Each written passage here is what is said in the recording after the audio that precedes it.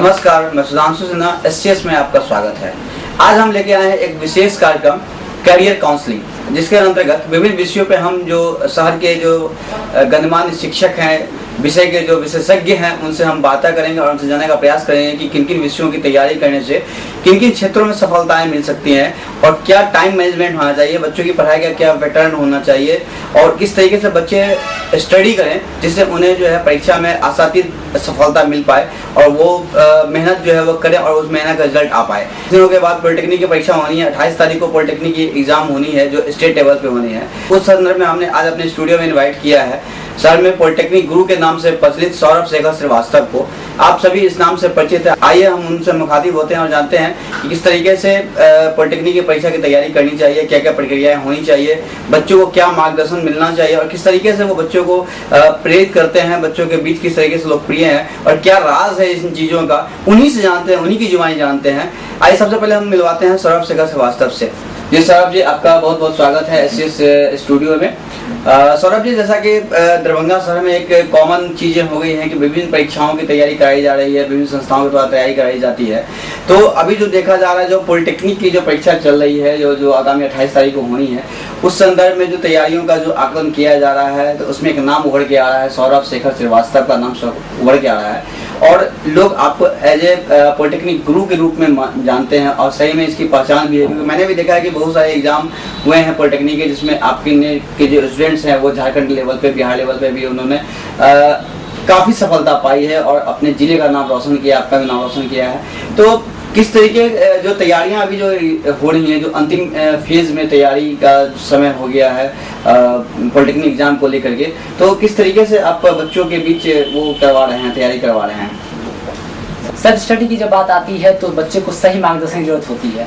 बहुत सारे सवाल होते हैं पॉलिटेक्निक में जो IQ बेस्ड होते हैं, उनका सही उत्तर बच्चों को सही समय के अनुसार प्राप्त होना चाहिए और मेन होता है किसी भी कंडीशन में टाइम मैनेजमेंट। अगर टाइमिंग बच्चे का सही रहेगा और टाइम का पूरी तरह वो ध्यान रखेंगे तो सफलता जरूर हासिल कर सकते हैं। तो तब उनको क्वेश्चन नहीं छूटेगा पॉलिटेक्निक के एग्जाम का और किसी भी कंपटीशन का जो प्रश्न पैटर्न होता है वो समय के अकॉर्डिंग जो है सेट रहता है कि जितने समय का क्वेश्चन होता है, परीक्षा होती है, उतने ही समय का क्वेश्चन दिया जाता है और बच्चे उसे समयानुसार बनावेंगे तो सही समय पर सही जवाब देकर सफलता हासिल कर सकते हैं। बस वही पैटर्न बताना रहता है बच्चे को ताकि बच्चे उस पैटर्न को अपना करके परीक्षा में सफल हो सके। उत्तर पुस्तिका जो जनरल जो उत्तर पुस्तिकाएं होती हैं, चार ऑप्शंस होते हैं आंसर शीट में, तो क्या ये पॉलिटेक्निक एग्जाम के लिए भी वही उत्तर पुस्तिकाएं या कुछ पैटर्न इसका अलग है या कुछ चेंज किया गया है बच्चों के लिए? पॉलिटेक्निक उत्तर पुस्तिका बस OMR शीट ही होती है और जैसा कि प्रश्नों का जो पॉलिटेक्निक का जो प्रश्न होते हैं वो भौतिकी, रसायन और गणित से होते हैं जो अंडर 10th होते हैं।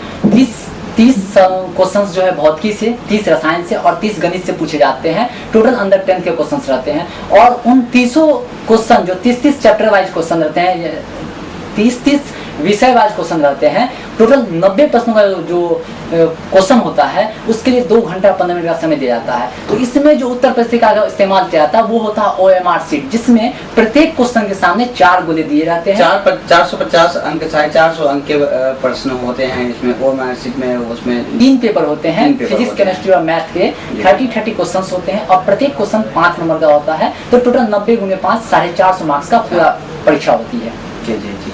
गणित के सवालों के विषय में आपका क्या कहना है? जो गणित के सवाल होते हैं, जो बच्चों के लिए एक टफ टास्क होता है, बच्चे जो उससे भागते रहते हैं, सॉल्व नहीं कर पाते हैं, उन संदर्भ में क्या कहना है कि गणित के जो सवाल होते हैं वो बच्चों के लिए एक यूँ कहा जा सकता है कि बच्चे उससे भय खाते हैं, तो फिर किस तरीके से गणित के सवालों को किस तरीके फेस कर पाए वो और कैसा मतलब किस तरीके की तैयारी करें या क्या उनके साथ होना चाहिए जो बच्चे जो है बहुत कम समय में, और क्या ऐसी टेक्निक्स होनी चाहिए जो जल्दी बच्चे जो है उसको अडॉप्ट कर पाए बच्चे?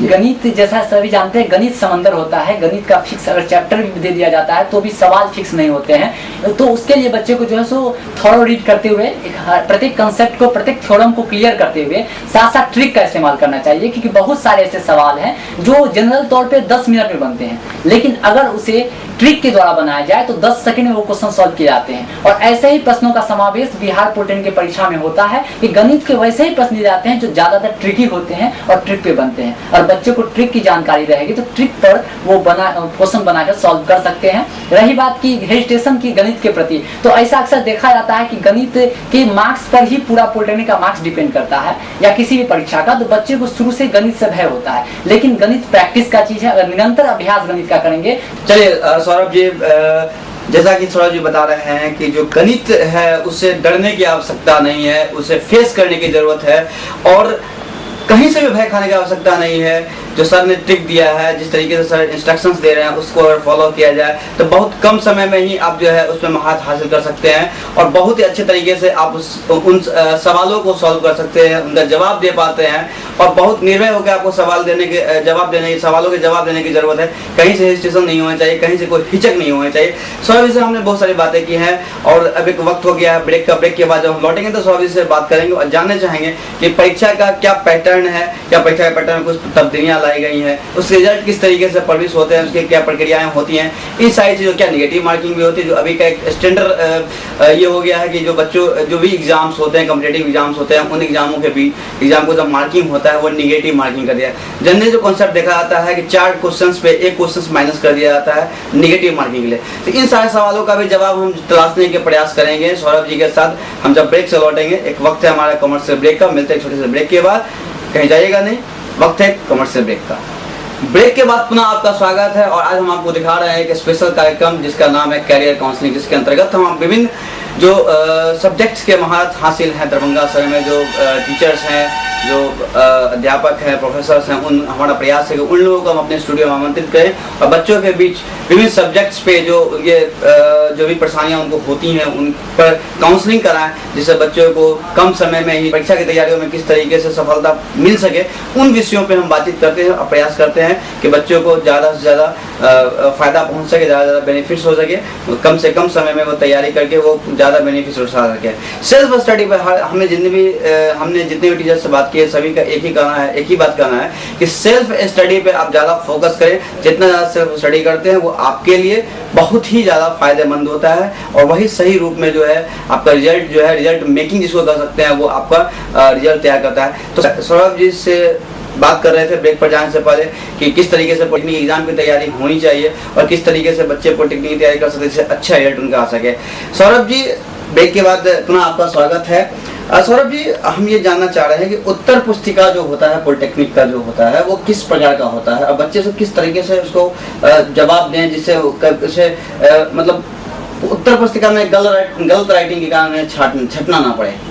किस तरह की पुस्तिका होती है? उत्तर पुस्तिका OMR उत्तर पुस्तिका होती है और उनमें 4 गोले दिए रहते हैं। चारों गोले में ABCD दिए रहते हैं। बच्चे पहले प्रश्न को बारीकी से पढ़ रहे हैं और जो सही उत्तर हो, अगर उन्हें लगता है B ऑप्शन सही है, तो वो उत्तर पुस्तिका में उस प्रश्न के सामने वाले B गोले को सही ढंग से काला पेन से काला करें, क्योंकि इस काला पेन से करेगा वो फिर HB पेंसिल का इस्तेमाल होता है। जैसा कि हम लोग पहले जानते थे कि वो HB पेंसिल एक हुआ करता था, 2HB करके हुआ करता था। उन पेंसिलों का इस्तेमाल का इंस्ट्रक्शंस हुआ करता, क्या वो बदल के ब्लैक पेन में कन्वर्ट हो गया है? क्योंकि OMR पुस्तिका जो होती है कंप्यूटराइज चेकिंग उसकी होती है, तो वो काले कलर को ही पकड़ता है। HB पेंसिल को फाउंडेशन नहीं है कि पेंसिल से किया जाए या कलम से किया जाए, ऐसा कुछ नहीं है। मतलब डॉट पेन का इस्तेमाल करना बेहतर होता है आपके हिसाब से? नहीं, ब्लैक बॉल पॉइंट ही कंपलसरी है। उसमें ब्लैक बॉल पॉइंट कंपलसरी किया गया, न कि पेंसिल, क्योंकि ब्लैक बॉल पॉइंट को एब्जॉर्ब करती है वहां पे उसके सही आंसर को और तुरंत जो है कॉपी चेक उसमें होता है। अच्छा सौरभ जी, एक बात जानना चाहेंगे, क्या नेगेटिव मार्किंग का भी कुछ मामला है क्या पॉलिटेक्निक एग्जाम में? बिहार पॉलिटेक्निक में अब तक नेगेटिव मार्किंग नहीं किया गया है, इसलिए बच्चे एक फायदा बच्चे को होता है कि बच्चे जो क्वेश्चन आ रहे हैं उनको बना लेते हैं और बाकी जो क्वेश्चन बचते हैं, चूंकि नेगेटिव मार्किंग नहीं है तो खुले आम खुशी मन से जो है वो बाकी क्वेश्चन को टच करते हैं, डरते नहीं है, हिचकते नहीं है, क्योंकि ये बहुत खुशी की बात है कि अभी तक बिहार पॉलिटेक्निक में नेगेटिव मार्किंग नहीं किया गया है। अच्छा सौरभ जी, क्या ऑनलाइन परीक्षा की भी शुरुआत हो रही है ये पॉलिटेक्निक परीक्षा में? क्या जी, आने वाले वर्षों में जो है बिहार पॉलिटेक्निक में उम्मीद है कि ऑनलाइन परीक्षा, चूंकि RBI और LIC सब ऑनलाइन परीक्षा कंडक्ट कर रही है, तो उम्मीद है कि आने वाले वर्षों में बिहार पॉलिटेक्निक, चूंकि टेक्नोलॉजी भाग हो रही है, तो हो सकता है कि ऑनलाइन परीक्षा आने वाले वर्षों में हो सके। अच्छा, परीक्षा परिणाम में चयन का क्या तरीका है सौरभ जी? परीक्षा, जैसा कि जब परीक्षा होता है तो इसका कोई कट ऑफ मार्क्स नहीं होता है। बच्चे जितने परीक्षा जैसे 90 प्रश्न बनाते हैं, 450 अंक का होता है, तो इसमें मेरिट वाइज सिलेक्शन होता है, इसका एक मेरिट लिस्ट बनता है, तो जो सबसे ज्यादा नंबर लाए हैं वो सबसे ऊपर आते हैं। लेकिन ऐसा क्या होता है, बहुत सारे अंक जब मैच कर जाते हैं बहुत सारे बच्चों का, क्योंकि हैवी मास में बच्चे बैठते हैं और सीट कम होता है, उस स्थिति में पहले गणित के अंकों को देखा जाता है। यह खासकर यहाँ पर है कि गणित के अंक अगर ज्यादा होंगे तो उनका सिलेक्शन पहले होगा। उसका दूसरा स्टेप इसका है कि गणित के बाद अगर गणित में अंक मैच कर गए तो फिजिक्स के अंक देखे जाते हैं, और फिजिक्स के अंक जब मैच कर जाएं और अभी भी सीट अगर खाली रह जाती है तो जिनका जन्म तिथि पहले हो उनको मौका दिया जाता है। मतलब आपके हिसाब से जो है मतलब चांसेस ज्यादा हैं बच्चों को भी, अगर ये इसमें नहीं हुआ तो इसमें कैटेगरीज जो है कैटेगराइज कर दिया गया है कि ये स्टेप आप फॉरवर्ड करके उसको आप आगे आए और आपको जो है इसमें मतलब रिजल्ट आ सकता है, आपको जो है चांस मिल सकता है कि आप पॉलिटेक्निक में आए और आप पढ़ाई करें। सौरभ जी, जैसा कि 28 तारीख को एग्जाम होनी है, बहुत कम समय बच रह गया है, या यूं कहें कि समय ही नहीं रह गया है, तो क्या इतने कम समय में आखिर छात्र छात्राएं क्या करें? मतलब सभी के मन में एक डर सा पैदा है, समय हुआ है, ऐसा डर लग रहा है कि भाई अब 2 दिन बचा हुआ है, 3 दिन बचा हुआ है, किस तरीके से तैयारी होनी चाहिए, क्या करना चाहिए? मतलब बच्चे हैं, तो आप एज ए डॉक्टर हैं, जो बच्चे हैं उसके एक डॉक्टर के रूप में आप हैं कि इतने कम समय में जो है एक टिप्स, छोटा जो टिप्स है वो ही उनके लिए संजीवनी का काम कर सकता है। तो आप क्या टिप्स देना चाहेंगे बच्चों को कि इतने कम समय में वो क्या तैयारी करें, किस तरीके से अपना अध्ययन करें, स्टडी करें, या फिर क्या करें कि वो जल्द मतलब कम समय में रिजल्ट पा सके? जी सौरभ जी। जैसा कि कम समय बचा हुआ है, तो इतने कम समय में बच्चे अगर पॉलिटेक्निक की तैयारी करते हैं तो उनको चाहिए कि सबसे पहले सेल्फ स्टडी का जो टाइमिंग है उसको थोड़ा सा बढ़ा दें, क्योंकि समय अंतिम दौर चल रहा है, तो थोड़ा सा टाइमिंग बढ़ा दें। गणित का निरंतर अभ्यास करें, साथ ही साथ सेट प्रैक्टिस कोशिश करें। बहुत सारे अपडेट होते हैं, क्वेश्चन बैंक्स आते हैं पॉलिटेक्निक के पिछले वर्षों में पूछे गए प्रश्नों का, जो अगर सेट प्रैक्टिस वो टाइम देखकर करें तो स्वाभाविक है कि इतने कम समय में अगर वो 10 सेट ही बना पाते हैं तो 90 गुने 10 900 क्वेश्चन का जो है वो सॉल्यूशन उनको आ जाएगा। और गणित का प्रैक्टिस करें साथ साथ, और फिजिक्स केमिस्ट्री का जो है कंसेप्ट थोड़ा सा लेने की कोशिश करें। कोशिश करें कि चैप्टर को पढ़ें, जो थॉरो रीड चैप्टर आया करें, उस कंसेप्ट को क्लियर करें प्रत्येक पॉइंट पे, वो ज्यादा कारगर साबित होगा अंतिम समय में। और मैथ का जो ट्रिक दिए जाते हैं, या उनको अगर अपने मार्गदर्शक शिक्षक के द्वारा जो ट्रिक्स मिलते हैं, उस ट्रिक्स का अंतिम समय पर पूरा रिविजन करें और मैथ का निरंतर अभ्यास करें, क्योंकि मैथ के मार्क्स पर ही पॉलिटेक्निक का मार्क्स डिपेंड करता है, पॉलिटेक्निक का रिजल्ट डिपेंड करता है। चलिए, मैथ के मार्क्स पे ही पॉलिटेक्निक का रिजल्ट डिपेंड करता है और मैथ्स के मार्क्स से ही आपका रिजल्ट बनता है। दैट मीन्स कि ये कहा जा सकता है कि पॉलिटेक्निक में अगर सफलता पानी है तो फिर आपको मैथ में पूरी मजबूती के साथ खड़ा रहना होगा और उसी से आपका रिजल्ट बन सकता है, उसी पे आपकी तैयारी डिपेंड करती है। लेकिन साथ ही साथ फिजिक्स और केमिस्ट्री को भी छोड़ा नहीं जा सकता है, उस पर भी ध्यान देने की आवश्यकता है, उसको भी चैप्टर वाइज थोड़ा रीडिंग करने की जरूरत नहीं है। जो मेन चैप्टर्स है, जो मेन इंपॉर्टेंट पार्ट्स हैं, उसको आप एक बार सरसरी निगाहों से देखें। और जो स्वाध्याय का समय आपका रहा है, सेल्फ स्टडी का समय रहा है, उन समयों में आप थोड़ा समय और विस्तार करें। अगर आप 10 घंटे की स्टडी करते हैं तो 12 घंटे, 13 घंटे, 14 घंटे के समय को उसमें इंगेज करें और जो है रिजल्ट जो है वो बेहतर से बेहतर पाएं।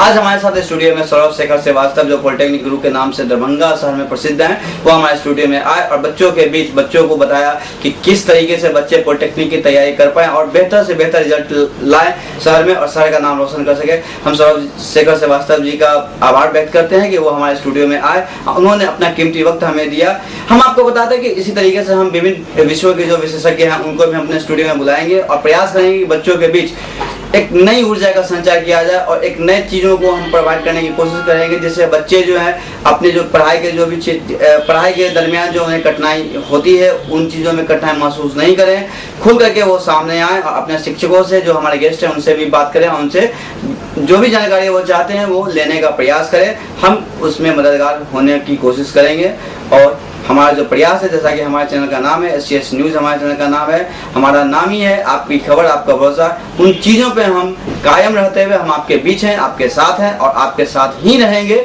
अब इस कार्यक्रम से सुधांशु सिन्हा को अनुमति दें। अगले कार्यक्रम में फिर किसी नए गेस्ट के साथ हम आपके पास हाजिर होंगे, नए विषयों के साथ हाजिर होंगे और जानकारी लेंगे और जानकारी देने का प्रयास करेंगे कि किस तरीके से फिर आप कैरियर में आगे बढ़ सकते हैं। विभिन्न कैरियर जो अभी के जो दौर में विभिन्न सब्जेक्ट्स के लिए जो काउंसलिंग हो रही है, उन सब्जेक्ट्स पर भी हम लोग विषयवार ध्यान देंगे। अगले कार्यक्रम में फिर मुलाकात होगी। नमस्कार।